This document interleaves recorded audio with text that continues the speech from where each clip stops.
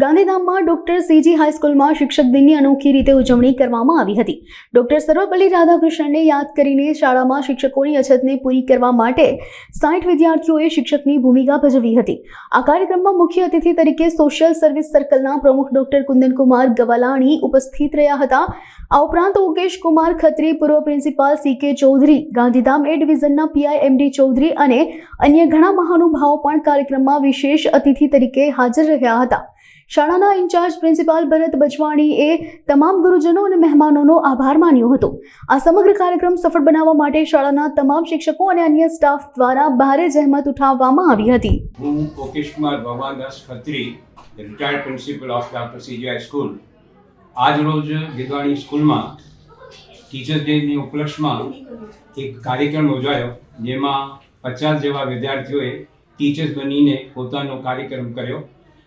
એમાં બહુ મજાની વાત એ છે કે વિદ્યાર્થીઓમાં જે શક્તિ હતી, જે બોલવાની શક્તિ હતી અને એનો જે લેક્ચર હતો બહુ સારો હતો અને એનામાં જે જગ્યાસા હતી બહુ ગમી।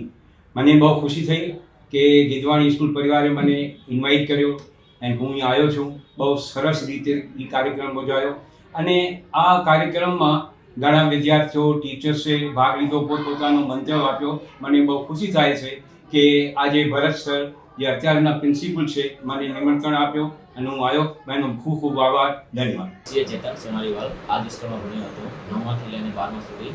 और આ સ્કૂલે મને જે બેકગ્રાઉન્ડ હોય, બેસ હોય, કોઈની નીડ કોઈ પણ ચીજની જ્યારે આપણે કહેવાય ને કે ભાઈ આપણી જે નીડ છે એ મજબૂત હોવી જોઈએ, તો એ જે નીડ બનાવવાનું જે કામ છે આ સ્કૂલે જ મારે ત્યાં સફરમાં મને પૂરું કરવાયું છે।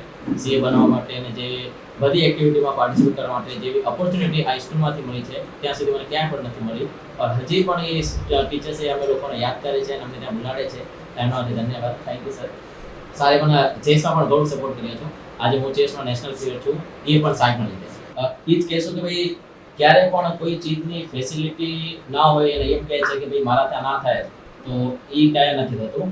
આપને જે ફેસિલિટી હોય, તમારી ઈચ્છા છે કરવાની તો તમે કરી શકશો, ભલે ગમે તે તમારી પાસે અવેલેબલ ફેસિલિટી હોય, એ ફરક ના પડે। આ જે માણસ છે જે પણ હોય તો 6 કલાક વાંચવા નથી માંગતો, બટ એ 12 કલાક ડ્યુટી કરે છે। તો આ જે ડિફરન્સ છે એ છોકરાઓને મળે એ જ કહું છું કે ભાઈ તમે અત્યારે ભણશો તો આગળના સમયમાં તમે પોતે જ બીજાને નોકરી આપી શકો, આવી તમારી ક્ષમતા થઈ શકે। એટલે કે તમે તો પોતાના ઉપર વિશ્વાસ રાખો, ડઝન્ટ મેટર કે તમે કયા મીડિયમથી બિલોંગ કરો છો, તમે બધાને બીટ કરી શકશો। આવી મારી શુભકામના છે બધા છોકરાઓને। Thank you.